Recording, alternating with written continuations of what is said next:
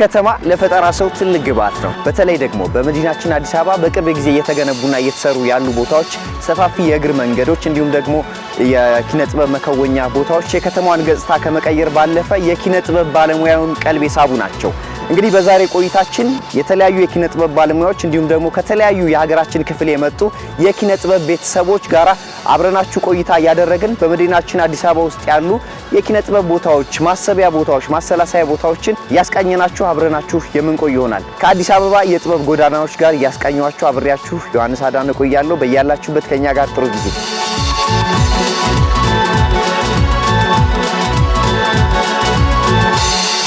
እንደ ኪነ ጥበብ ሰው ብዙ ነገር ማሰብ ትችላለህ። እነዛ የማሰላሰያ ቦታዎች ችግር ነበር የነበሩብን።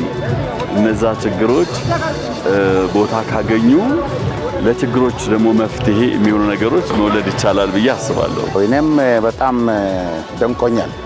እኔም ከዚህ በፊት እዚህም አዲስ አበባ ያው ሲመር ነበር። እዚህም አሁን ጉብኝት ያደረግንባቸው ቦታዎች በሙሉ ያው አሁን የተሰራ የልማት እጅግ በጣም ገረሞኛል። ስለዚህ አሁን በዚህ ባያናቸው ቦታዎች በሙሉ ለኪነ ጥበብ ያለው ድርሻ በጣም የላቀ ብዬ ነው ማምነው። እዚህ ጋር እንኳን የምታየው የኢትዮጵያ ቅርጫት ኳስ እስካሁን ድረስ የሆነ ውጤት አምጥቶ ወይ እንደዚህ ሆኖ ምናምን አንሰማ በዜና በተለያዩ ነገሮች። ለምንድን ነው እንደዚህ አይነት ቦታዎች ስለሌሉ እና እንደዚህ አይነት ኢንተርናሽናል የሆኑ ቦታዎች ካሉ አይደለም ሀገራዊ በአፍሪካ ደረጃ እንደ ትላልቅ ለስፖርቱ ራሱ እውቅና መስጠት ክሬዲት በዚህ ልክ ተጨንቆ ተጠቦ እንደዚህ አይነት ዋጋ ከፍሎ እንደዚህ አይነት ነገር መስራት ለስፖርቱ የተሰጠው ራሱ ቦታና ግምት ከፍ ያለ መሆኑን የሚያሳይ ነው።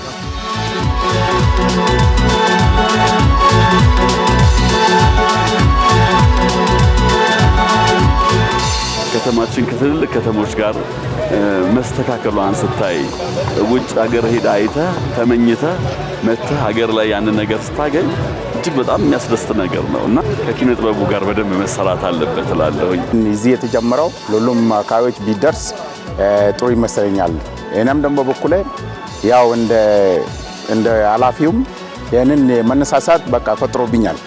ስለዚህ እዛ ጋር ሲመለስ ያው ስራው እንደሚሰራ ያው እምነቴ ነው። አብዛኛው አሁን ወጣቱ ቀደም ሲል እንደዚህ አይነት ነገሮች ባለመኖራቸው በአጓጉል ሱስ ይጠቃሉ፣ ወይ በአጓጉል ቴክኖሎጂ ወይ በምዕራቡ ዓለም የባህል ወረርሽኝ ሰለባ ይሆናሉ፣ በተለያየ ነገር ውስጥ ይዘፍቃሉ እና እንደዚህ አይነት ነገሮች ካሉ ከዛ ነገር ወጥተው ይሄ በውስጣቸው ትልቅ ተነሳሽነትን የመፍጠር የሆነ ነገር ማድረግ እንዲችሉ ትልቅ አቅም ይሆናቸዋል ብዬ አስባለሁ።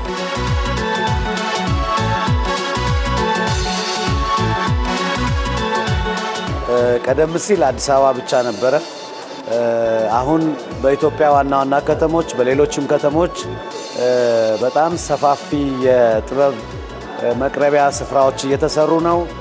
አምፊቲያትሮች፣ ፕላዛዎች፣ የህዝባዊ ስፍራዎች እነዚህ ውስጥ ቲያትር መቅረብ የሚችልባቸው፣ ሙዚቃ መቅረብ የሚችልባቸው፣ የስነ ጽሁፍ ምሽቶች መዘጋጀት የሚችልባቸው፣ ሰዎች ተገናኝተው የጥበብን ትሩፋት በሙሉ ሊጎናጸፉባቸው የሚችሉ ብዙ ስፍራዎች ተሰርተዋል።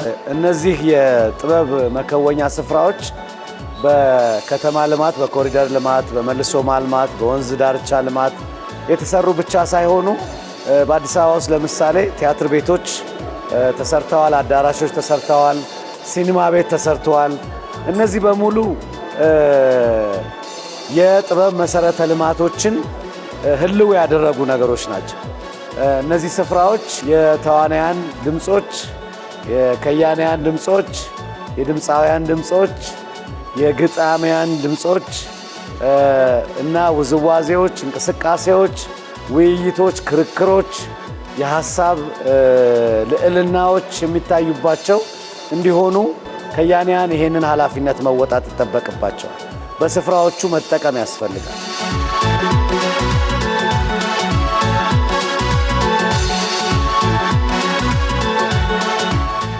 ተወዳጆች አሁንም ቆይታችን እንደቀጠለ ነው። አብራችሁን ስላላችሁ እጅግ እናመሰግናለን። እንግዲህ የተለያዩ የእደ ጥበብ ስራዎች የሚሰሩበትን ሙያ ኢትዮጵያን ተመልክተናል።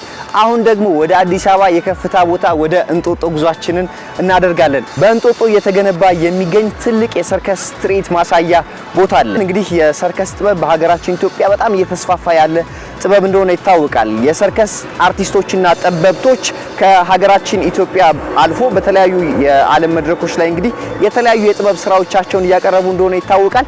ይህ ቦታ የሰርከስ አርቲስቶች ብቃታቸውን ለዓለም የሚያሳዩበት ቦታ ብቻ ሳይሆን አዲስ አበባንም የጥበብ መዳረሻ ቦታ የሚያደርግ እንደሚሆን ይጠበቃል። አብራችሁን ትቆያላችሁ። ጉዞ ወደ እንጦጦ።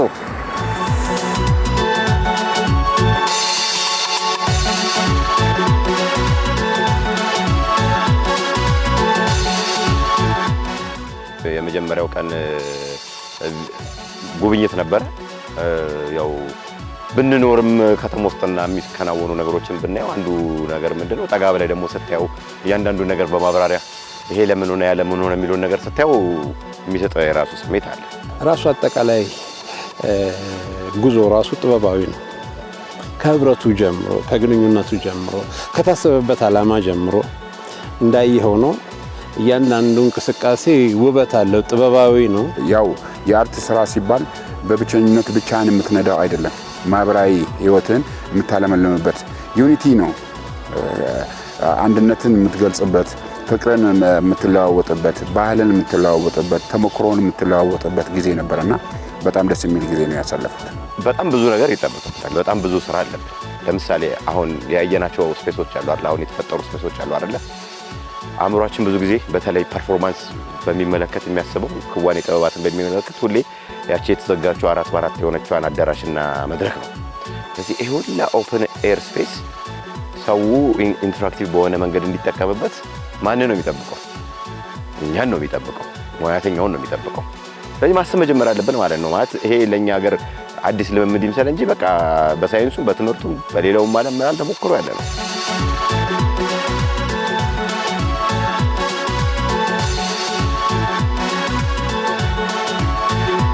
በዛሬ ቆይታችን ከፒያሳ እስከ 6 ኪሎ ከፍም ብለን ደግሞ እስከ እንጦጦ አብረን ተጉዘናል። አሁን ደግሞ አርቲስቶቻችንን ይዘን ሱሉልታ ወደሚገኘው የአፍሪካ አመራር ልቀት አካዳሚ አብረን እንጓዛለን። አሁንም አብራችሁን ቆዩ።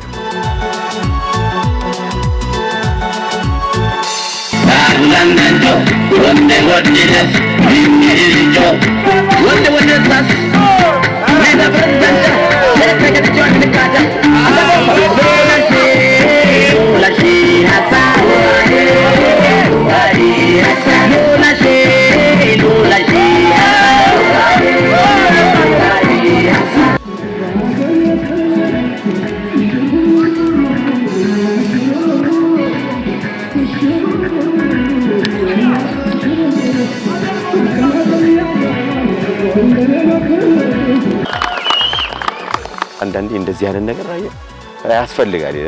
በጣም ብዙ ሰው ነው ያለውና ቃል እየጨመርክ በሄድክ ቁጥር እያልክ ያደርክ በመጣ ቁጥር ደግሞ ከሰው ጋር የመተዋወቅ የበለጠ የመግባባት ነው። ሌሎች ሙያዎች ላይ ያሉ ሰዎችን አሚን እዚሁ ሴክተር ላይ ሆኖ ማለት ነው የማግኘት የመነጋገር እድል ይሰጣልና በጣም ሶሻላይዝ ታደርጋለህ።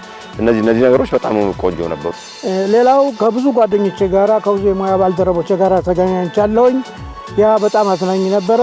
በመታየት የሚገቡ ነገሮች አሉ አይደለም? ማንተዋወቅ ሰዎች ተዋውቀንም የማንገናኝ ሰዎች እንገናኛለን። ሀሳብ ትለዋወጣለህ፣ ደስ ይልሃል፣ ፍቅር ትሰጣጣለህና በዚህ ላይ ደግሞ ከመላው ከተለያየ የኢትዮጵያ አካባቢ የመጡት ሙያተኞች አሉና አብረህ ስትሆን የምታገኛቸው ብዙ ትሩፋቶች አሉ። የኪነ ጥበብ ቤተሰቡ የተበታተነ ነው። የሚሰበስበን የሚያገናኘን አብረን የምንሰራበት ምናምኖች እንደዚህ የሉ ማለት ነውና እግዚአብሔር ይመስገን ባህል ሚኒስቴር ትልቅ ስራን እየሰራ ነው። መንግስት አሁን ላይ ለኪነ ጥበቡ በሰጠው ከፍተኛ ትኩረት ከዛ አንፃር ከጠቅላይ ሚኒስትሩ ጀምሮ እስከ ታች እስካለው አመራር የሰጡት ትኩረት ቀላል አይደለም እና ከምን ጊዜውም በላይ ኪነ ጥበብ እየተነቃቃ ነው። ስራችንን ይዘን ለ20 ዓመት እኔ ሙዚቀኛ ከሆንኩ 20 ዓመት ምናምን ሆኖኛል እና ግን እንደዚህ አይነት እድል አላገኘሁም። አሁን ነው ያገኘው ያለው አርት ያለህን ጸጋ ወይም ተሰጥኦን ይዘህ ዓለም ላይ ዞረ ኢትዮጵያ ማስተዋወቅ ትልቅ እድል ነው። እንደዚህ አይነት ነገሮች እየተፈጠሩ ብዙ ነገር ሼር ትደራረጋለና ዋናው የመጀመሪያው መልካም ቤተሰብ መፍጠር ነው።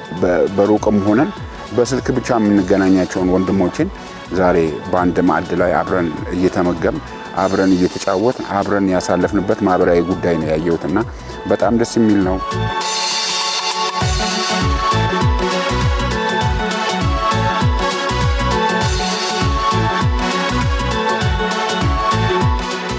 የተከበራችሁ የከበራችሁና የተወደዳችሁ ጥበባት ከሚፈልጉት ካለው መካከል የፖሊሲ የመደራጀት አቅም ግንባታ ጉዳዮች ደግሞ ዛሬና ነገ የምንከውናቸው ጉዳዮች ናቸው።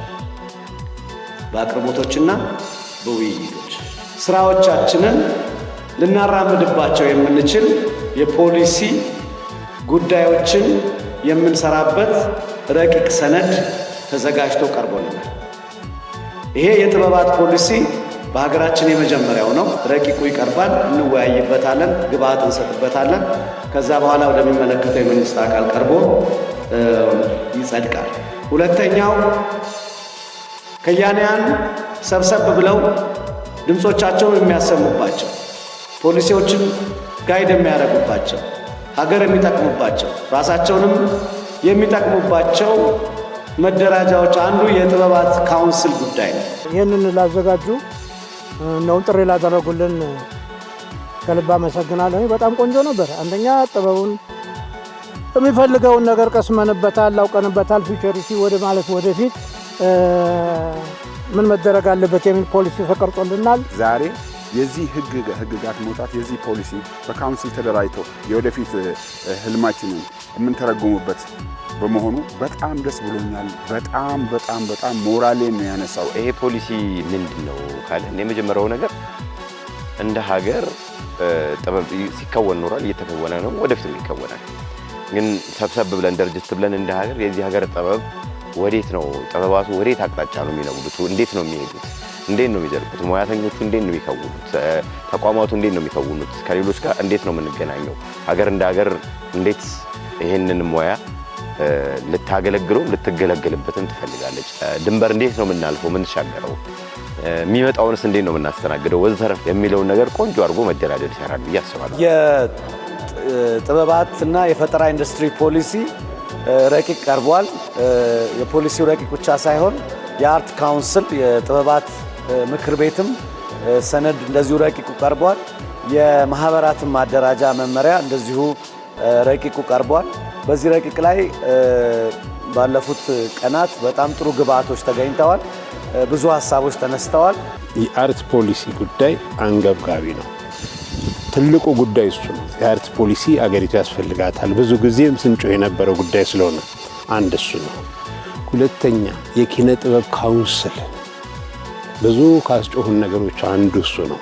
ዛሬ የተነሳው እሱ ነው። ሁለተኛው ትልቁ አጀንዳ። ስለዚህ በዋናነት ያስደሰቱኝ እነዚህ ኢሹዎች መነሳታቸው በቃ ከዚህ በኋላ የኢትዮጵያ ኪነ ጥበብ መሰረት እንዲኖረው የሚያደርጉ መሰረቶች ስለሆኑ ያለ ፖሊሲ የሚንቀሳቀስ ጥበብ ነው። አሁን በፖሊሲ ሊንቀሳቀስ ነው። አርት ካውንስል የሌለው የተበታተነ የጥበባት ዘርፍ ነበረ፣ ህብረት ያልነበረው፣ ቋሚ ጠበቃ የሌለው፣ ማንነቱን በውል የሚረዳለት። ዛሬ ግን ይሄ ፖሊሲ ይሄ ስፔሻሊ የአርት ካውንስሉ ሲቋቋም ሊኖር የሚችለው ፋይዳ ትልቅ ነው።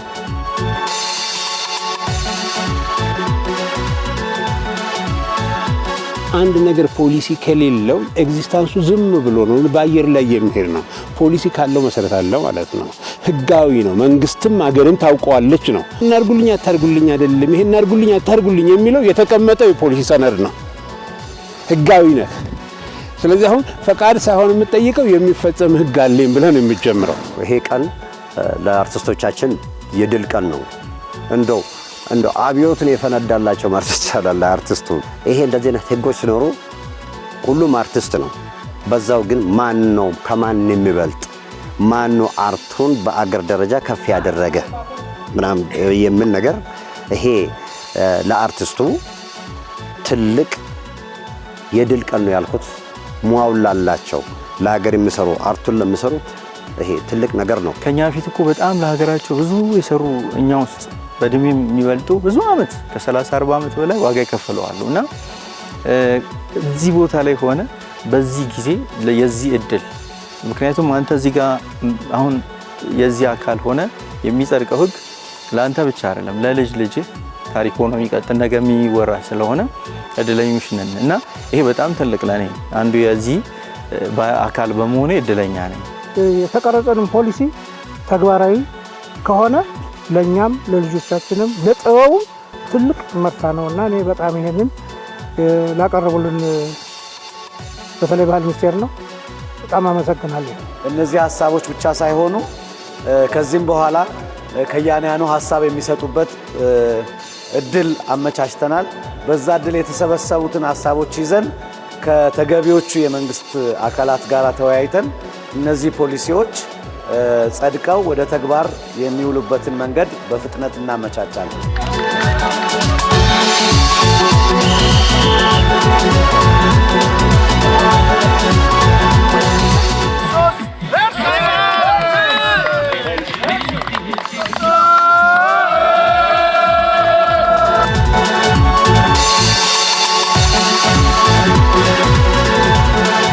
ተወዳጆች አሁንም አብራችሁን ስላላችሁ እጅግ እናመሰግናለን። እንግዲህ በአፍሌክስ የነበረን ቆይታ አሁንም እንደቀጠለ ነው። የኪነ ጥበብ ባለሙያዎች እንግዲህ የተለያዩ እንቅስቃሴዎችን ያደረጉ እንዲሁም ደግሞ ስልጠናዎችን እየወሰዱ በጣም ቆንጆ ጊዜ እያሳለፍን እንገኛለን። ዛሬ አርቲስቶቻችን ለሁለት ተከፍለው የእግር ኳስ ግጥሚያ ያደርጋሉ። ማን ያሸንፋል የሚለውን እንግዲህ አብረን የምንከታተል ይሆናል። በጣም በርካታ አርቲስቶች እዚህ ታዳሚ ሆነው እየተመለከቱ ነው። ሌሎቹ ደግሞ እየተጫወቱ ነው። ማን ያሸንፋል የሚለውን አብረን የምንከታተል ይሆናል። አሁንም ከኛ ጋር ጥሩ ጊዜ ይሁንላችሁ።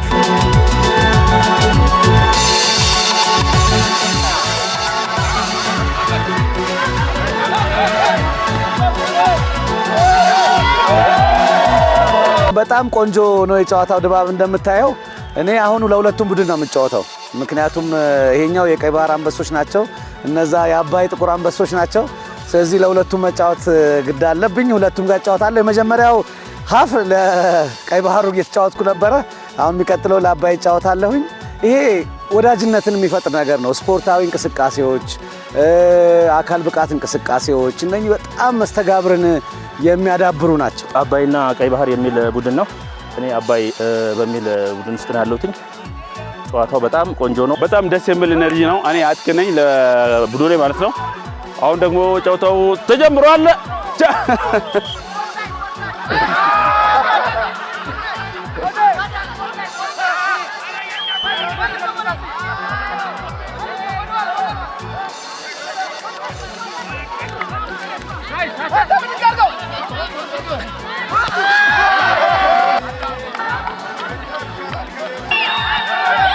በዚህ ቡድን ውስጥ እያንዳንዱ ቡድን ውስጥ ድምፃዊ አለ፣ ሳሌ አለ፣ ገጣሚ አለ፣ ተዋናይ አለ፣ ተወዛዋዥ አለ፣ አስተማሪ አለ፣ ማአት አይነት ሰው አለ። በዚህ ውስጥ እርስ በርሳቸው ወዳጅነትን፣ ፍቅርን ያዳብሩበታል ማለት ነው። እንግዲህ የኛ ስም የአባይ አንበሶች ይባላል። አሸናፊነቱም ያው በእኛ ነው የተጠናቀቀው። እኔ እዛ ውስጥ የቀኝ መስመር አጥቂ ነበርኩኝ። ካስገባነው ጎል ውስጥ አንዱን አስገብቻለሁ ለቡድኔ ማለት ነው። እጅግ በጣም ደስ የሚል የኪነ ጥበብ ሰዎች በጋራ የእግር ኳስ ስፖርት ነበረን። በጣም የሚገርም ነው። በአንድም በኩል ሰውነታችንን አነቃቃን፣ ተጫወትን፣ የልጅነት ጊዜያችንን አስታወስን። በሌላ በኩል በፍቅር በአንድነት አብረን ተጫወትን። ሁሉም አርቲስት ዘፋኙ፣ ተዋናኙ፣ ዳንሰኛው፣ ሙዚቀኛ፣ መሳሪያ ተጫዋቹ፣ ኤቭሪ ተዋናኝ በአጠቃላይ ደራሲው ጭምር እዚህ በአንድ መለያ ውስጥ ተቀምጠን ያደረግነው ጌም ነው። እጅግ በጣም ደስ የሚል የሚያዝናና ኦዲየንስንም በጣም አዝናንቷል። አይ ቲንክ እናንተም በጣም ዘና ፈታ እንዳላችሁበት እርግጠኛ ነኝ። ሲቀጥል ደግሞ እርስ በርስ መተዋወቅ፣ በዛው ጤና መጠበቅ አለው። ከዛ በዘለለ የማይረሱ ነገሮች አሉ። በጣም ምርጥ ጨዋታ ነበር፣ አሪፍ ነበር። ይሄ ደግሞ የኪነ ጥበብ ሰዎችንም አርትንም የሀገርንም ጉዳይ የሀገርንም ገጽታ በስፖርት ከሚገልጹ ነገሮች ውስጥ እግር ኳስ ስፖርት ያው ፍቅር ነው፣ ለጤና ነው ስፖርት የምንሰራ። እንግዲህ በጣም ደስ የሚል ነበር። ግንኙነታችን አሪፍ ነበር። በዚህ አጋጣሚ የኪነ ጥበቡን ስልጠና እየወሰድን ነበር። ዛሬ ደግሞ ሁለተኛ ቀናችን ነው። አሪፍ ጊዜ ነበረን እንዳያችሁ እንደተመለከታችሁት። ኳስ በባህሪው ያው የህብረት ስራ ነው። አርቱ ህብረት ነው የሚፈልገው እና በግል ብቻን ችሎታ ስላለ ምንም እና የሁላችንም በጎ አስተዋጽኦ የሁላችን ስብስብና ጥምረት ያስፈልጋልና ያንን ህብረትና ጥምረት ለመፍጠር እንደዚህ አሁን የእግር ኳሱ በጣም ትልቅ አንዱ ማስተሳሰሪያ መንገድ ነው። እኔ እንኳን ራሴን በራሴ መርጬ አራጋቢ ነበርኩኝ። ራሴን በራሴ ነው እና ኦፍሳይት እየገቡብኝ የሚያየኝም አጣሁ። ኧረ በኋላ ይሄንን እንደሚያደርጉት ባደርግ የሚያየኝ አጣሁ። ወጣሁ።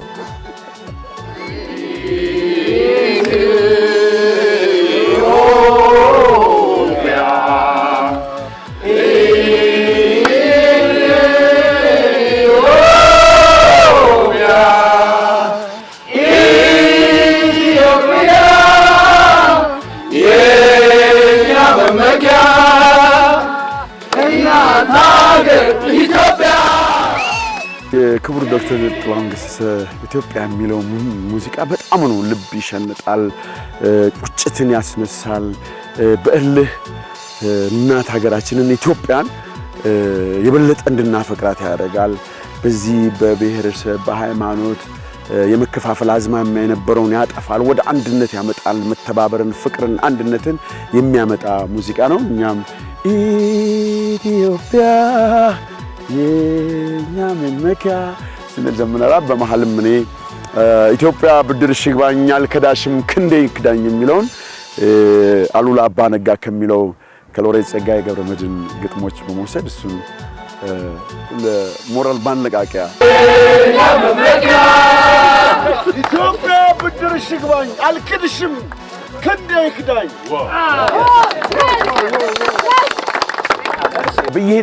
በየሄድበት ተጓዝንበት በመድረኮቻችን በተለያዩ ቦታዎች ስለ ኢትዮጵያ መስበክ አለብን። ኢትዮጵያ በምንም አይነት አትፈርስም። ኢትዮጵያ በምንም አይነት አትመነምንም።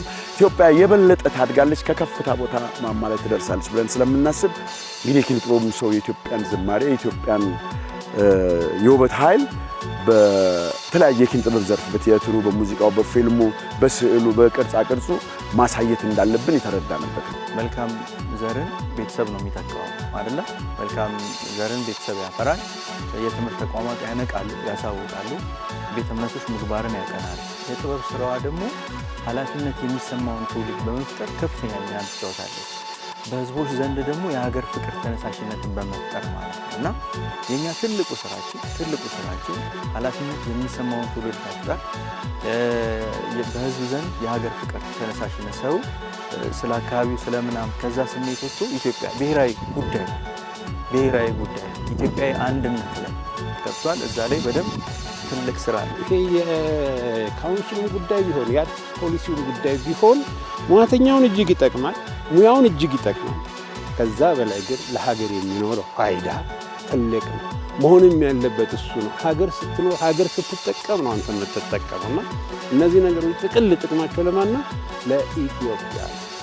ለዚህ ነው ሁሉም ኢትዮጵያ ሁሉም ነገር ላይ ታል ኢትዮጵያ እያለ ነው የነበሩት ውይይቶችና ኢትዮጵያን በዋናነት ከፍ የሚያደርጉ ታላላቅ ሀሳቦች ናቸው የተነሱትና ማዕከላችን ማነች?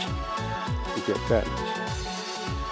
አገራችን አሁን ካለችበት እና ወደፊት መራመድ ከምትፈልግበት ነባራዊ ወደ አንጻር የኔ ሚና ምንድን ነው?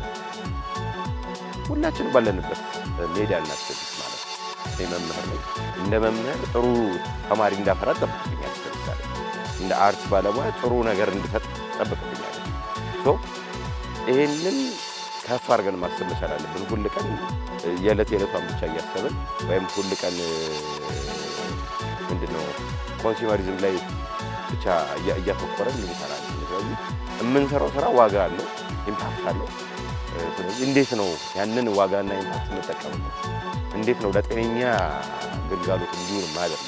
እንዴት ነው በሰው አእምሮዎች ውስጥ አንድነትን፣ መቀራረብን፣ ፍቅርን ልሰብክበት የምንችለው እያልን ልናስብበት ይገባል። እንግዲህ ጥበብ አንዱ ትልቅ የሚሰራው ነገር ሀገር መገንባት ነው። እንዴት ነው ሀገር የሚገነባው ስንል የጋራ ህልም በመስጠት ለምሳሌ በምሳሌ ማስረዳት የተሻለ ይሆናል።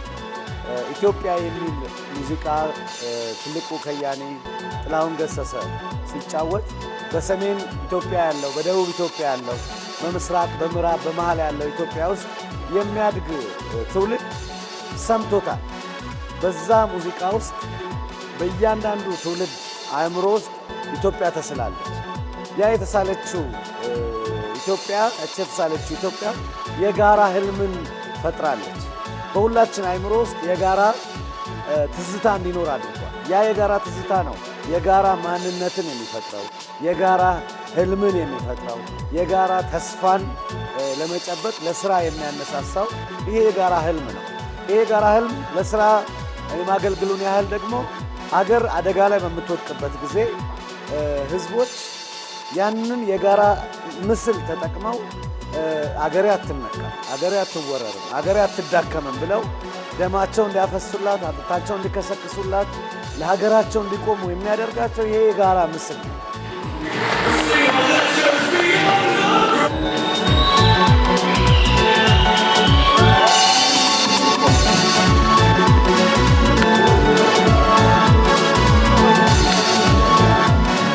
ከባድ ነው አይደል? አሁን ሙዚቀኛ ቁጭ ብሎ ሙዚቀኛ እየሰራ ለሙዚቀኞች ሙዚቃ ማቅረብ በራሱ ከባድ ነገር ነው እኮ።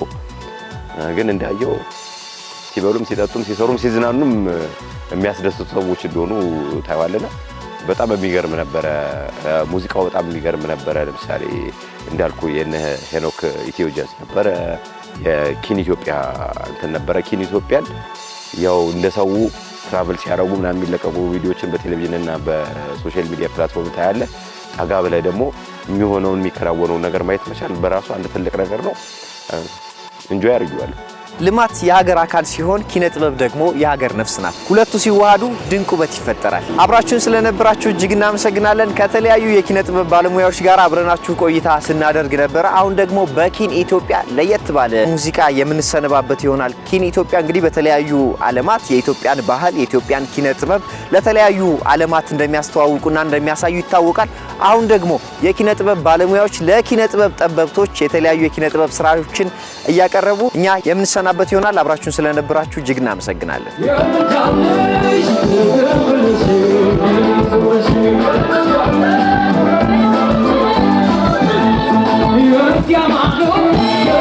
You're